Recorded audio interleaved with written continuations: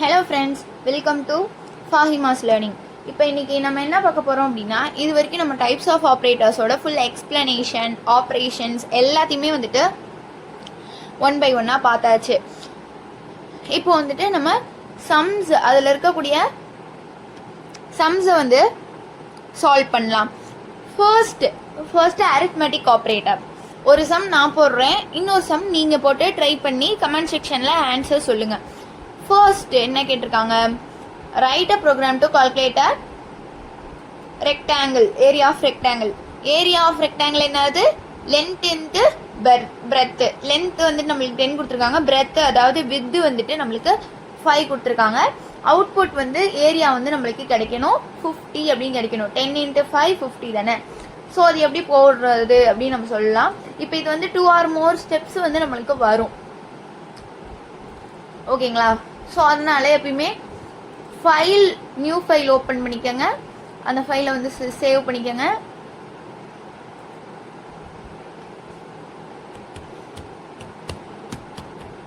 நான் ரெக்டாங்கிள் ஏரியான்னு வந்துட்டு சேவ் பண்ணிக்கிறேன். எப்பயுமே இந்த பைத்தான்னு ஒரு ஃபோல்டர் வச்சுருக்கேன், அதில் தான் நான் எப்பயுமே சேவ் பண்ணுவேன். நீங்களும் ஒரு ஃபோல்டர் க்ரியேட் பண்ணி அதிலேயே வந்து சேவ் பண்ணிக்கோங்க.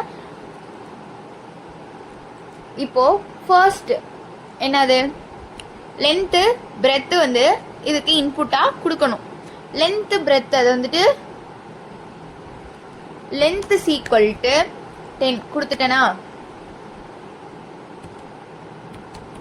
வித் இஸ் ஈக்குவல் டு 5 கரெக்டாக கொடுத்துருக்கேனா செக் பண்ணிக்கலாம்.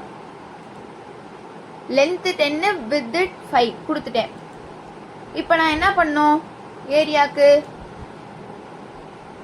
ஜஸ்ட் வந்துட்டு கால்குலேட் பண்ணும். அதை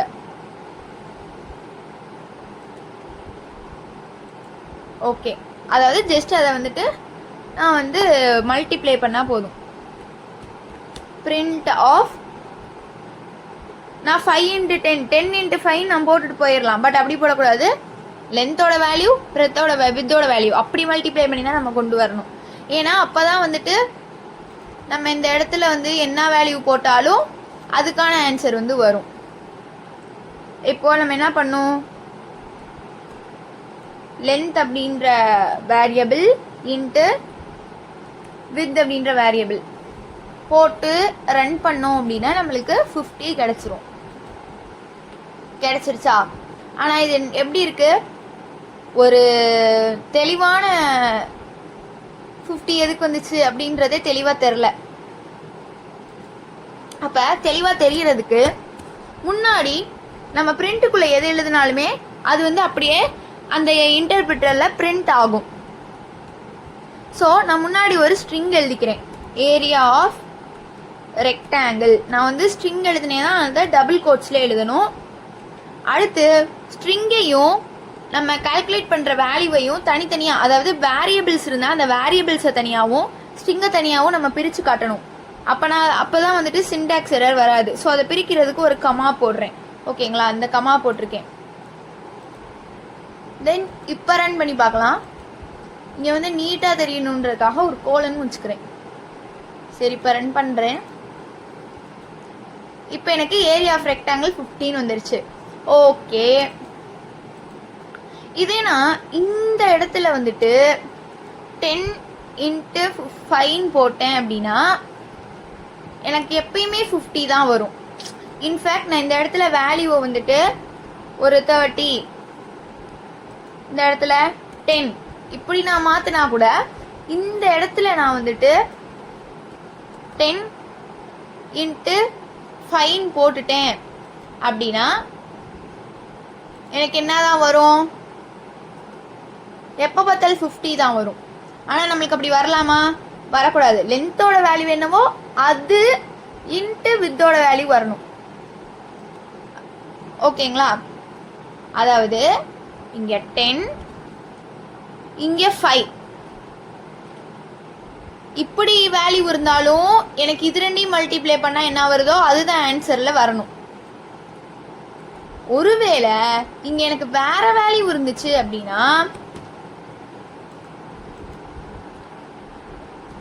அந்த ரெண்டு வேல்யூவையும் மல்டிப்ளை பண்ணுறப்ப எனக்கு என்ன வருதோ அதுதான் எனக்கு இங்கே ஆன்சரில் வரணும். ஸோ அப்படி நீங்கள் கொண்டு வரணும் அப்படின்னா அதுக்கு என்ன பண்ணணும், முன்னாடி நம்ம போட்டோம் பார்த்தீங்களா லென்த்து இன்ட்டு வித்துன்னு, அதுதான் கரெக்ட். அதனால தான் நான் அப்படி போட சொன்னேன். இப்போ ஓகே, இப்போ நம்மளே இங்கே வந்து கொடுத்துட்றோம். இப்போ லென்த் இன்ட்டு வித்துன்னு போட்டால் 300 கரெக்டாக வருது. 30 × 10 300. இப்போது இங்கே என்ன அப்படின்னா இது வந்து நம்மளாம் இங்கே கொடுத்துட்றோம் ப்ரோக்ராமில். யூசர்கிட்ட கேட்டு வாங்கினா கரெக்டாக இருக்குமா? இப்போ யூசர் வந்துட்டு அவங்க கொடுக்கறது வந்து எனக்கு ரெக்டாங்கிள் வந்து ரெக்டாங்கிளோட லென்த்தும் வித்தும் நான் கொடுக்குறேன்ப்பா, அதுக்கு நீ கால்குலேட் பண்ணி சொல்லு அப்படின்னு யூசர் நினச்சாங்க அப்படின்னா அப்போ நம்ம இங்கே என்ன பண்ணிக்கலாம், இன்புட் வாங்கிக்கலாம். இன்புட் நம்மளுக்கு எப்பயுமே யூசர் கொடுக்குற இன்புட் இங்கே என்னவா தான் வந்து ஸ்டோர் ஆகும், ஸ்ட்ரிங்காக தான் வந்து ஸ்டோர் ஆகும். அப்படி ஸ்ட்ரிங்காக வந்து ஸ்டோர் ஆனால் அதில் அரித்மெட்டிக் ஆப்ரேஷன்ஸ், அதாவது இந்த மல்டிப்ளிகேஷன்லாம் பண்ண முடியாது. ஓகேங்களா? ஸ்ட்ரிங்காக வந்து ஸ்டோர் ஆனால் நம்மளுக்கு கரெக்டான ஆன்சர் வராது மெயினாக. ஸோ அப்போ அந்த ஸ்ட்ரிங்காக வந்து ஸ்டோர் ஆகிறது நம்ம என்ன பண்ணணும், கேஸ்டிங் மூலமாக அந்த ஸ்ட்ரிங்காக வந்து ஸ்டோர் ஆகக்கூடிய யூசர் கொடுக்குற இன்புட்டை நம்ம இன்ட்டாக மாற்றணும். இந்த இன்ட் ஆஃப் அப்படின்னு போடுறது மூலமாக நம்ம மாற்றணும். இங்கேயும் அதே இது வந்து காப்பி பேஸ்ட் பண்ணிக்கலாம்.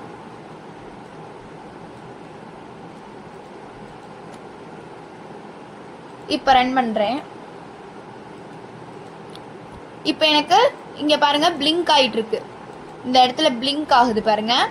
அப்போ நான் கொடுக்குறேன் 10 கொடுக்குறேன், லென்த்து கொடுத்துட்டேன், வித்து கொடுக்குறேன் 5 கொடுக்குறேன், ஏரியா ஆஃப் ரெக்டாங்கிள் கரெக்டாக வந்துடுச்சு. இப்போ நான் இன்னொன்று நினைக்கிறேன், இப்போ யூசருக்கு இந்த இடத்துல வித்து கொடுக்கணுமா லென்த்து கொடுக்கணுமா எதுவுமே தெரியாது. அப்போ யூசர்கிட்ட நம்ம என்ன கேட்கலாம், அதாவது யூசருக்கு நம்ம அதை தெரிய வைக்கலாம். அது எப்படி தெரிய வைக்கணும் அப்படின்னா, இந்த இன்புட் ஆஃப்னு போடுறீங்கல்ல, அந்த இன்புட்டோட ஆஃபுக்குள்ள நீங்கள் எதை இன்புட்டாக வாங்கணும்னு நினைக்கிறீங்களோ அதுக்கு ஒரு நேம் செட் பண்ணிக்கலாம். அந்த நேம் எப்படி தான் செட் பண்ணணும் அப்படின்னா ஸ்ட்ரிங்காக தான் செட் பண்ணணும். ஸோ அது வந்து 1 2 3 நீங்கள் செட் பண்ணுறதுனாலுமே டபுள் கோட்ஸ் போட்டு அதுக்குள்ளே அந்த டபுள் கோட்ஸ்க்குள்ளே தான் வந்துட்டு நீங்கள் ஸ்ட்ரிங்காக தான் வந்துட்டு செட் பண்ணணும். நீங்கள் இன்டீஜரே கேட்க போகிறீங்க அப்படின்னாலுமே ஸ்ட்ரிங்காக செட் பண்ணுங்கள். இப்போ நான் 1 2 3 தான்ப்பா எழுத போகிறேன், அது ஸ்ட்ரிங்கிலேப்பா அப்படின்னு கேட்பீங்க. பட் நம்ம எப்பயுமே இன்புட்டாக வாங்குறத ஸ்ட்ரிங்குக்குள்ளே தான், அதாவது இன்புட்டாக வாங்குறப்போ நம்ம ஒன்று அங்கே பிரிண்ட் பண்ணுறோம்ல, அது போய் பிரிண்ட் தானே ஆகுது. ஸோ பிரிண்ட் ஆகிற எல்லா விஷயத்தையும் ஸ்ட்ரிங்காக கொடுங்க. ஸோ டபுள் கோட்ஸ் போட்டுக்கிறேன். நான் என்ன கேட்க போகிறேன் அப்படின்னா லென்த்து தாங்க, லென்த்து அப்படின்னு கேட்குறேன்.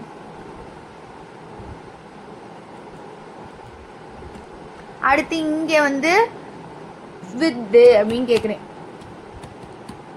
இப்போ யூசருக்கு என்ன தெரியும், இந்த இடத்துல வித்து கேட்குறாங்கப்பா, இந்த இடத்துல லென்த்து கேட்குறாங்கப்பா அப்படின்னு புரிஞ்சிடும். இப்போ லென்த்து கேட்குறாங்க, லென்த்து கேட்குறப்ப நான் 10ன்னு கொடுக்குறேன், வித்து கேட்குறப்ப நான் 5ன்னு கொடுக்குறேன். இப்போ எனக்கு ஏரியா ஆஃப் ரெக்டாங்கிள் இது 15 வந்துடுச்சு. ஸோ இந்த மாதிரி தான் வந்துட்டு நம்மளுடைய கோடை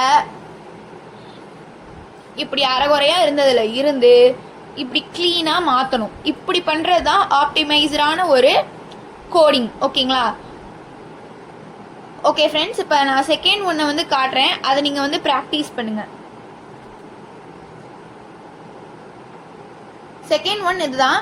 right a program to find sum கண்டுபிடிக்கணும், டிஃபரன்ஸ் கண்டுபிடிக்கணும், ப்ராடக்ட் கண்டுபிடிக்கணும், கோஷன்ட் அதாவது என்னது டிவிஷன் பண்ணி அதோட வேல்யூவை கண்டுபிடிக்கணும்.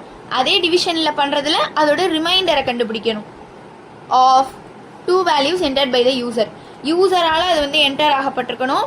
இதுக்கு நீங்கள் அழகாக வந்து enter the first number, enter the second number அப்படின்னு யூசர்கிட்ட கேட்டு வாங்கி அதுக்கு சம்மு டிஃபரன்ஸ் எல்லாமே பண்ணி சம் அப்படின்னு வந்து பிரிண்ட் பண்ணி அது அந்த 2 நம்பரோட சம்மை வந்து நீங்கள் பிரிண்ட் பண்ணுற மாதிரி பண்ணீங்க அப்படின்னா ரொம்ப நீட் அண்ட் க்ளீனாக வந்துட்டு நம்மளுடைய கோட் வந்து ரெடி ஆயிரும். Okay friends, thank you. நெக்ஸ்ட் வீடியோவில் அடுத்தடுத்த ஆப்ரேட்டர்ஸை வந்து நம்ம ப்ராக்டிஸ் பண்ணலாம். தேங்க்யூ.